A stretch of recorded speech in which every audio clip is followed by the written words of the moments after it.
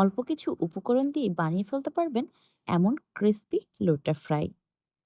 এই রেসিপিটি আমি শিখেছিলাম আমার শাশুড়ি মায়ের কাছ থেকে। তো ভাবলাম আপনাদের সাথে শেয়ার করি।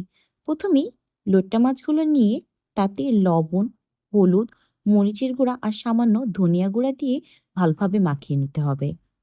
রেস্টে রাখতে হবে ৩০ মিনিটের জন্য। তারপর একটি পাত্রে ময়দা নিয়ে সাথে কর্নফ্লাওয়ার দিয়ে ভালোভাবে নেড়েচেড়ে নিতে হবে। একটি পাত্রে তেল দিয়ে দিতে হবে লইট্টা মাছগুলা। লইট্টা মাছগুলোকে ভালোভাবে কোট করে নিতে হবে। তাহলে ক্রিস্পিনেসটা বেশি হবে। তারপর গরম তেলের মধ্যে দিয়ে দিতে হবে মাছগুলা।